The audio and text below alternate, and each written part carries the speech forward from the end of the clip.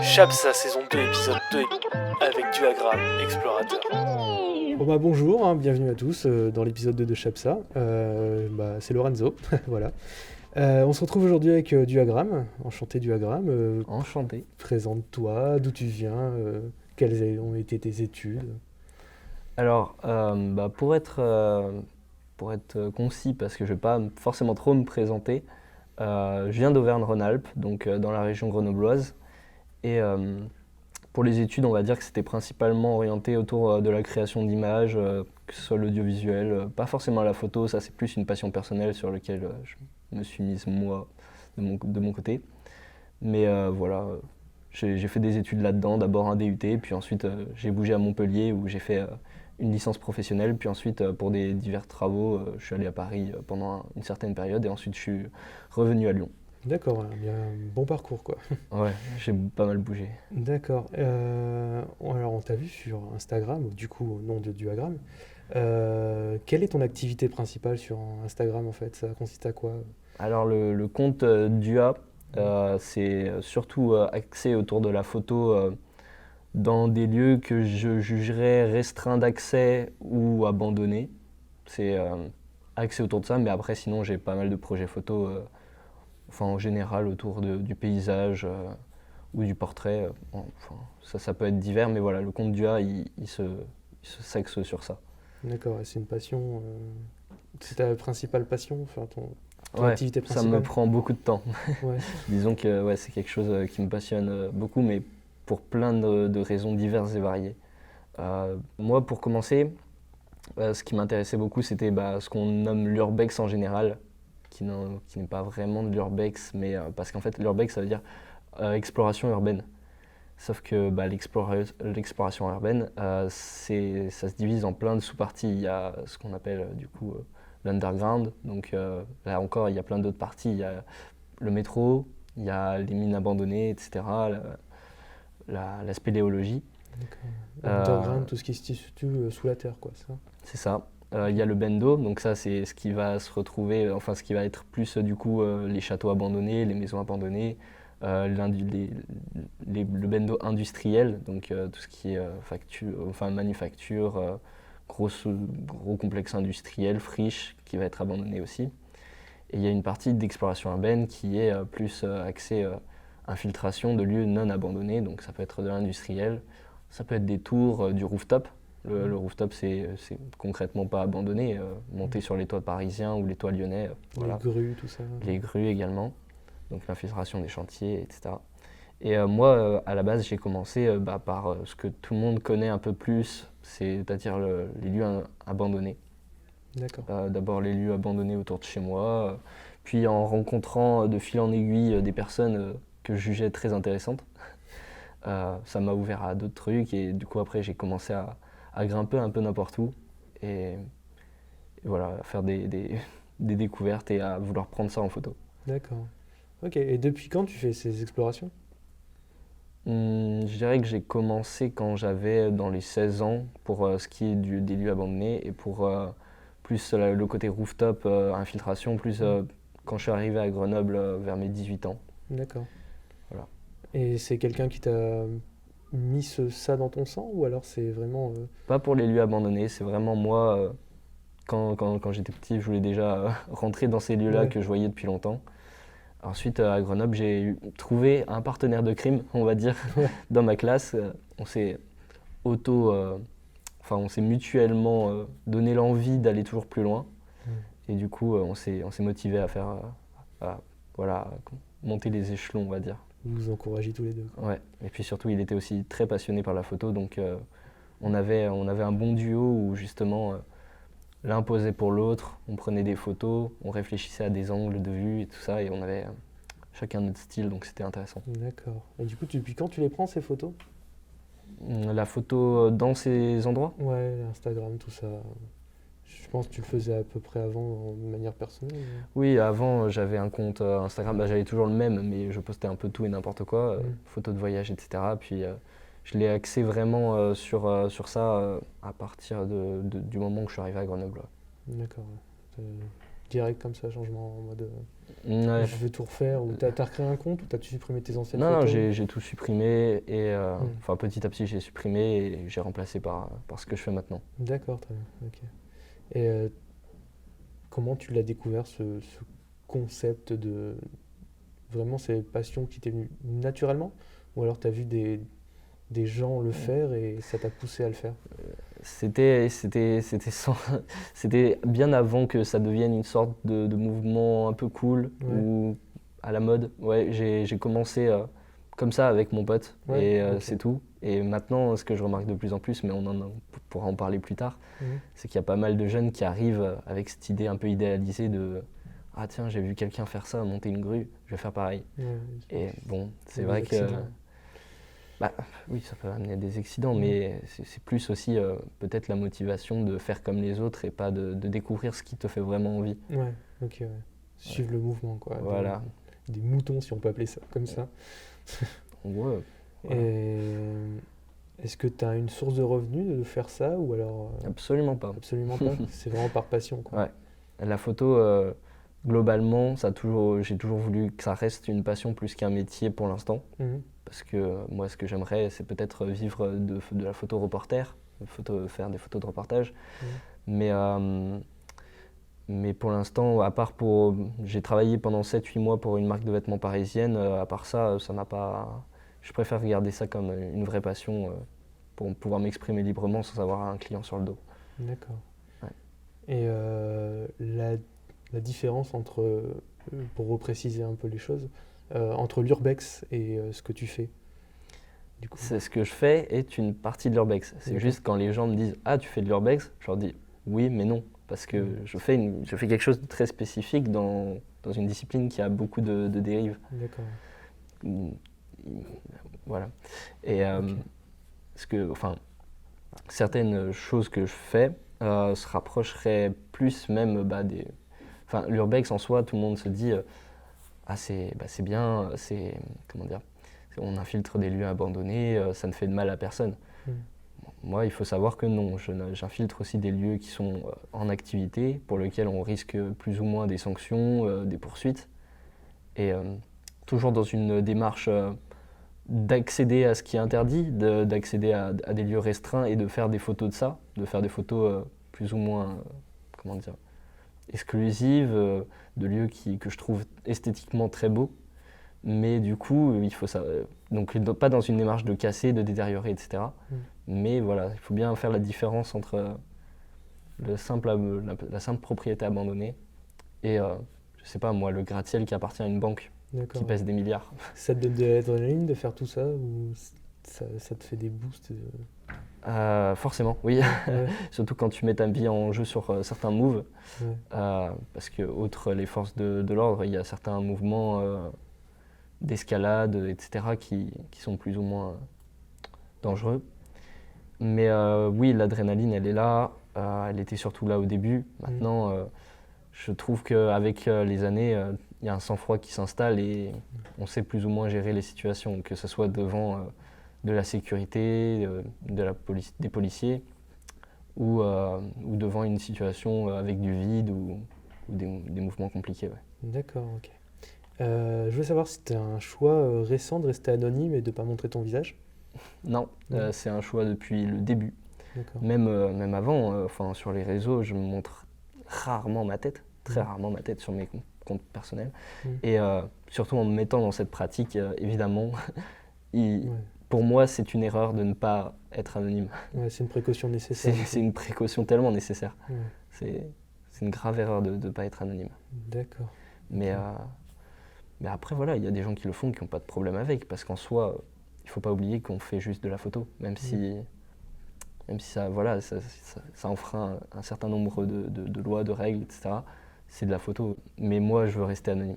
D'accord. Il y a des dangers quand même un petit peu, ou des risques de l'être, de pas l'être, enfin.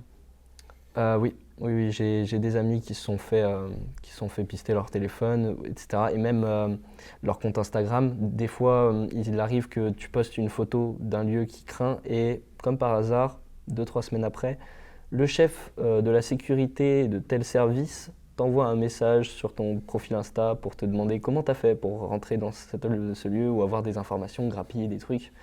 Donc voilà, être anonyme, c'est quand même un plus. D'accord.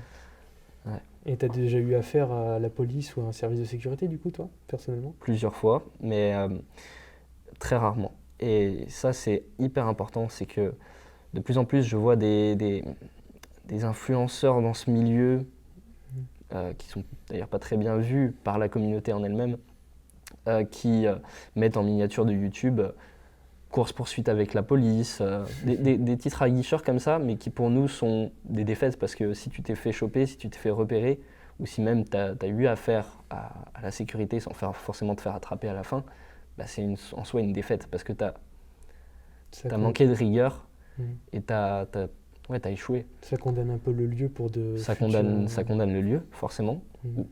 Ça condamne le lieu pour toi, mais pour les autres aussi qui voulaient potentiellement le faire. Et puis voilà, il y a toujours moyen d'esquiver ces sécurités-là. Donc, D'accord. voilà. Est-ce que tu as une anecdote que tu as vécue lors d'une exploration? Ouais, j'en ai une. Je me suis fait attraper par la police qu'une seule fois. Donc c'est vraiment bien. C'est vraiment, vraiment bien comme ratio. Et c'était à cause d'un pilote de drone. Ah oui. On l'avait mandaté on l'avait mandaté, c'était un bot. Donc voilà, on lui avait demandé de faire quelques plans au drone tout en haut du bâtiment en question, qui était un bâtiment, comment ça s'appelle? Sur mon procès verbal, c'est écrit lieu culturel et historique. Et donc, ce pilote de drone s'était posté sur un toit. On avait préparé dans les jours d'avant comment monter sur le toit à telle heure, parce qu'on a fait ça très tôt le matin. Donc voilà, pour avoir quand même accès au toit et tout ça, on avait tout préparé. Et on lui a dit, tu fais décoller le drone quand on te donne le top, quand on est vraiment tout en haut de la flèche. Et on commence à grimper, une escalade un peu compliquée, et on entend le drone qui démarre. Donc là, on était à une quinzaine de mètres. Compliqué, voilà. Et le drone qui commence à démarrer s'est fait très rapidement repérer. Soit on ne sait pas trop si c'est par le système de surveillance du périmètre aérien ou si c'est par un témoignage oculaire. Mais du coup, le fait est que la police est très vite arrivée sur place avec 2 voitures. En cherchant le drone dans les airs, ils nous ont vus, nous, en train de nous balader sur le bâtiment. Et donc voilà, on s'est fait attraper. Petit interrogatoire, une petite garde à vue. Est-ce que tu as un lieu que tu as aimé explorer? Et si oui, pourquoi? Ah oui, il y a un lieu. Alors, je peux aussi raconter toute l'histoire de ce lieu-là. Avec plaisir. C'est un métro abandonné dans une grande ville européenne, sous une grande ville européenne, à une cinquantaine de mètres de profondeur. Et le fait est que ce métro, abandonné sous cette ville, il est très difficile d'accès. Et moi, j'avais tenté de le faire tout seul. Donc, la première fois que je l'ai fait, je me suis fait choper par les gardes étrangers. Ils ont vu que je ne parlais pas leur langue, ils m'ont gueulé dessus et ils m'ont jeté du chantier. Bon, ok, soit. Du coup, j'appelle des potes qui sont aussi dans ce domaine-là et je leur fais, les gars, ça fait chier, je voulais absolument le faire. Je me suis fait choper, je ne sais pas si je vais le retenter. Ils m'ont tout de suite répondu qu'eux, ils étaient très partants pour le faire, qu'ils allaient prendre un bus pour venir, qu'ils allaient rester 24 heures sur place et qu'on allait le faire ensemble pendant 24 heures. Donc voilà. Donc ils sont venus vers les 18 heures, on s'est dirigé vers le lieu, on l'a infiltré pendant 3h30, on a rampé, on a esquivé des gardes qui étaient vraiment à une distance très, très proche de nous. Et on a réussi avec un peu d'escalade et en se faufilant, au bout de 3 heures, à rentrer là où on voulait être. Et ensuite, il y avait une marche de 7 km qui nous attendait, donc dans les entrailles de la terre, ça puait le métal rouillé et tout, mais c'était extrêmement beau, et donc plongé dans le noir en plus, en partie. Et, Vous étiez équipé de lampes torches, tout ça? Oui, la frontale, moi je l'ai toujours sur moi, la frontale. D'accord. c'est le b.a.-ba. Mais du coup, voilà, on a exploré du coup ce tunnel abandonné, mais avec un clou quand même. Le clou du spectacle, c'est que la machine, le tunnelier, qui est une machine qui coûte très cher, environ dans les 20 millions d'euros, qui est en train de forer ce tunnel, en fait, s'est arrêté net avec l'arrêt du chantier, avec l'abandon de ce dernier. Et elle est restée en fait figée à sa place en train de creuser. D'accord. Et donc c'est un spectacle magnifique. Il y a déjà des concrétions de calcaire qui se forment dans cette machine qui était il y a à peine 5 ans à la pointe de la technologie, tu vois. Ouais. Donc c'était magnifique. Voir un objet aussi récent se dégrader aussi vite. Ouais. On a exploré pendant toute la nuit et au petit matin on est ressorti sans encombre. Et voilà, et ils sont repartis à 8h du mat. C'était même pas 24 heures, c'était 10 heures. 10 heures sous le tunnel, du coup 10 heures pour une fois arrivé en ville, faire le repérage, l'exploration, ressortir et reprendre le bus. D'accord. Voilà. Ouais, c'était short. Ouais, c'était très short. D'accord. Mais ça, en fait, ça me paraît tellement irréel maintenant quand j'y repense. J'ai l'impression que j'étais dans un rêve parce que j'ai que des brides de souvenirs qui me reviennent. On n'a pas dormi de la nuit, c'était très épuisant. Mais... Tu avais fait des photos ou... J'ai fait des photos. Tu les as postées? Non. C'est à titre personnel? Pour l'instant, oui. Après, d'autres personnes les ont déjà postées, donc je les posterai sûrement un jour parce que je ne suis pas le premier à l'avoir fait, loin de là. Après, ça devient de plus en plus dur d'année en année, mais voilà. D'accord. Et est-ce que tu as des projets shooting photo les projets qui t'ont pris le plus de temps en photographie ou en cadrage, en repérage de lieux, tout ça Lié à l'exploration? Oui.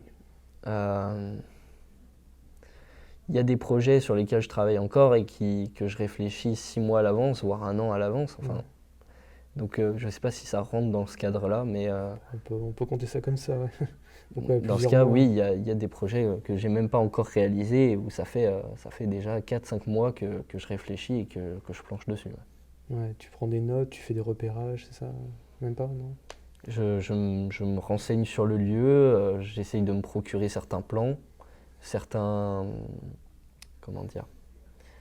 informations sur la sécurité mise en place dans ce lieu-là, et réfléchir sur quels outils pourraient me permettre à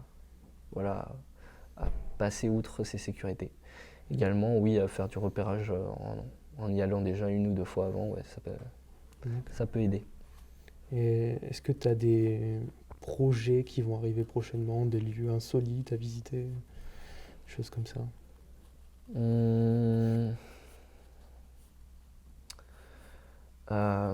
Alors, je peux...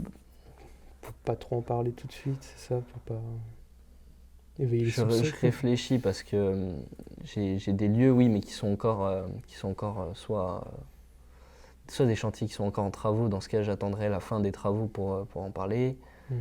Parce qu'il y a des choses vraiment incroyables. Soit des lieux qui sont pas en travaux, mais ça, pareil, je ne sais pas si un jour je sortirai les photos. En tout cas, ce qui est sûr, c'est que là, bientôt, c'est quand? Début mars, je pars en Pologne. Et voilà, on va tenter des projets là-bas, notamment tout ce qui est type industriel et tout. Ils ont parmi les plus grosses industries d'Europe pour le métal, etc. Donc des ambiances très intéressantes. C'est sympa. Et des tours aussi qui dépassent les 200 mètres, qui peuvent être très intéressantes à infiltrer. D'accord. Est-ce que tu as déjà visité des catacombes ou des trucs comme ça? Ah oui, les catacombes de Paris, je les connais bien. Ouais. Après, je ne me prétends pas cataphile, parce que les cataphiles, c'est vraiment une communauté à part de personnes qui descendent plusieurs fois dans la semaine, etc., qui ont des projets sous terre. Mais je fais régulièrement des soirées avec eux, des fêtes, ou ne serait-ce qu'un pique-nique dans les catacombes. Ouais. D'accord, c'est sympa, quoi. C'est un lieu atypique, quoi. Oui, je crois. Oui, non, c'est des galeries creusées dans le calcaire et différentes couches de sédiments. Après, c'est comme des grands couloirs qui partent un peu dans tous les sens. Tu t'es déjà perdu ou... Dans les catacombes? Ouais. Non. Non, j'ai une carte, pas très lisible, mais j'ai une carte. Mais Mais voilà, après on descend toujours en groupe. Moi j'aime pas trop les descentes tout seul, même si ça se fait, hein. Je préfère le côté convivial de la descente. Ouais, d'accord, c'est pas trop un labyrinthe, quoi. Si. Si, quand même. Ah, il y a certaines parties, tu peux ne pas en ressortir. Ouais, ouais. Parce qu'il y a des parties très droites et tout, et puis il y a d'autres parties qui partent dans tous les sens, c'est le bazar. Mais non, moi, j'ai toujours réussi à m'en sortir. Bah, tant mieux. Est-ce que tu as un endroit ultime que tu voudrais explorer? Vraiment, c'est ta cible que tu aimerais bien, mais que tu n'as pas encore pu. En C'est fait, inaccessible. je change beaucoup d'objectifs. Ouais. Un coup, j'ai trop envie de faire ça, un coup, j'ai trop envie de faire un autre truc. D'accord. À passer un temps, puis ça l'est toujours, j'aimerais bien explorer un des derniers, enfin, comment dire, un haut lieu de la conquête spatiale de l'URSS, qui est actuellement abandonné. Ouais. Et, mais bon, c'est encore une fois très compliqué d'y accéder. Puis le pays dans lequel elle se trouve est actuellement un peu en, comment dire, c'est compliqué pour comment dire, la sécurité du pays. Il y a un peu des conflits internes, donc Ouais, c'est très tendu, quoi. voilà. Si tu veux pas te retrouver kidnappé, ce qui a déjà failli arriver à des gens, il vaut mieux attendre un peu. D'accord. Ouais, je vais pas se retrouver au goulag, quoi. Et voilà, donc pour répondre à ta question, ouais, un haut lieu de la conquête spatiale. Ok. Ça, j'aimerais bien voir ça. Est-ce que tu as d'autres projets sur lesquels tu es en ce moment? Alors bah, j'ai toujours plein de projets photos. Là, bah, moi en fait ce qui me plaît beaucoup dans ce milieu de l'exploration, c'est que il y a des personnes très atypiques, des gens qui ont des vies de fous vraiment, qui n'obéissent à rien d'autre qu'eux-mêmes et qui ont qui ont une mentalité toute différente et qui viennent de milieux tellement différents. C'est hyper intéressant et du coup moi je travaille un peu, je veux faire des portraits de ces gens-là, des portraits masqués s'ils le désirent, non masqués s'ils ne le veulent pas, mais bref, dans des lieux qu'ils ont aimé explorer. Donc qu'on fasse une exploration ensemble et que je fasse un portrait et que je lui pose quelques questions un peu à la manière de faire une interview, parce que c'est vraiment des gens qui me passionnent. Ensuite, sur Lyon, plus récemment, je me suis intéressé aux courses illégales et aux sessions de drift, etc. Et donc j'ai pas mal de contacts qui me tiennent au courant donc, pour ces événements. J'aimerais beaucoup faire une série de photos-reportages sur ce milieu-là, mais qui est très difficile à atteindre, parce que forcément, il faut la confiance, il faut gagner la confiance des participants. C'est pas détendre. Et il faut bien flouter toutes les plaques, toutes les têtes, et il faut que eux puissent te faire confiance pour ce genre de projet. Et aussi, donc, plus généralement, en termes de photos, là j'ai un projet photo plus généralement sur du coup à Innov sur le campus, donc avec d'autres élèves qui s'appelle du coup Lab Photo Lyon. Et nous, ce qu'on fait là, c'est qu'on prend en photo des complexes, des corps, enfin la diversité des corps, etc. Et donc on prend aussi en photo des personnes de différentes couleurs de peau, de différents handicaps, et on essaye de créer une série, une exposition autour de l'acceptation des corps et voilà, de la diversité. Donc pour un peu briser les codes de la beauté moderne qu'on peut retrouver sur les réseaux, donc voilà, c'est assez cool. Ouais, tout ce qu'on voit dans les publicités, C'est tout ça, ça. quoi. C'est ça. Ouais, de faire se renouveler. ressortir la beauté individuelle de chacun en fait. Ouais. Que voilà, montrer que tous les corps sont intéressants, que tout le monde est différent et que c'est ok, tu vois. Ah, c'est hyper intéressant, ça. Ouais, d'accord. Voilà. C'est quand même pas mal. Je voulais savoir, sur ton compte Instagram, j'ai vu que tu avais plus de 2000 abonnés. Ouais. C'est pas mal d'ailleurs. Ça te gêne pas Ça me fait peur. Ça te fait peur? Ça commence à me faire peur. Ouais, parce que en fait c'est un gros paradoxe de montrer. Après, je montre pas tout, tu vois. Genre, je montre vraiment rien sur mon compte Instagram, mais déjà, voilà, c'est un gros paradoxe de vouloir faire de l'art de ces endroits sans vouloir influencer les gens à le faire et sans montrer que telle ou telle chose est faisable. Parce que dans l'imaginaire collectif, c'est impossible. Ou alors ça relève de la science-fiction ou du film de genre Mission Impossible. Ouais. Non, c'est toujours faisable. Mais du coup, c'est un gros paradoxe pour moi de montrer ça et en même temps, voilà, de vouloir la discrétion. Et j'en suis conscient et ça me tourne pas mal la tête. Donc voilà, le nombre d'abonnés qui augmente, c'est quelque chose. Maintenant, ce qu'il faut savoir, c'est que dans mes 2000 abonnés, il y a une énorme partie qui en fait représente la communauté qui fait déjà ça et qui est déjà au courant de ce qui se passe. Et donc voilà, il y a très peu de personnes hors milieu, enfin si ce n'est mes amis, ma famille et quelques personnes qui sont tombées sur le compte. D'accord.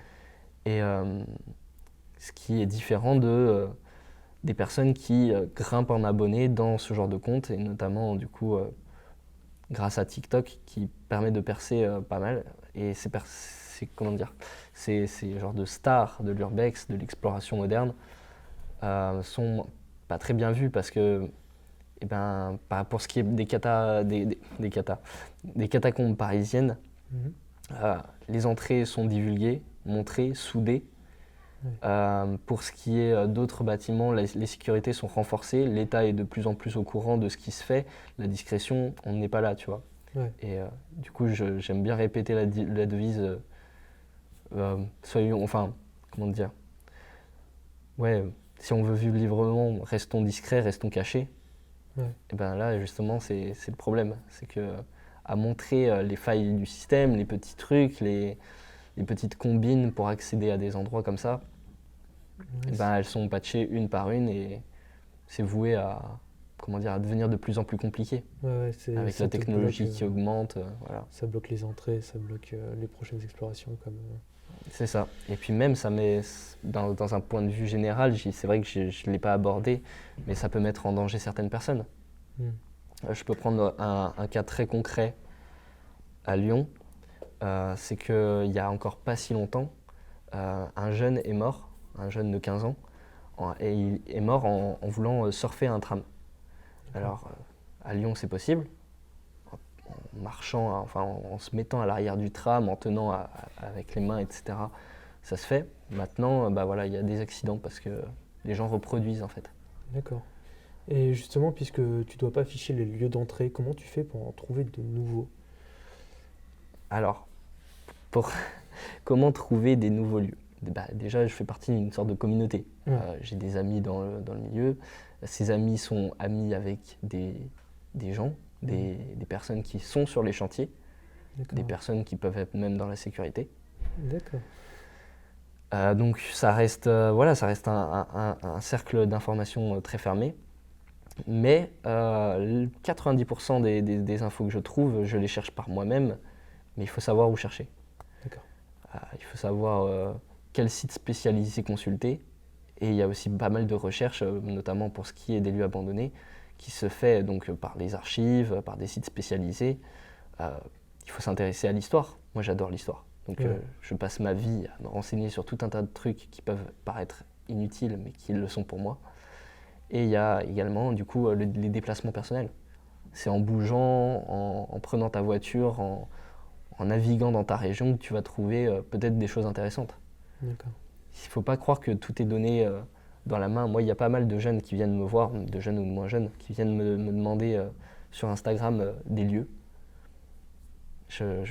Forcément, je leur en donne pas, mais je leur dis, cherchez par vous-même. Si j'y suis arrivé, c'est que c'est possible. Si tu peux y arriver, tout le monde peut y arriver en soi. Mais il faut juste prendre le temps et ne pas croire que tout peut être donné comme ça dans la main, sans travail derrière. Ok.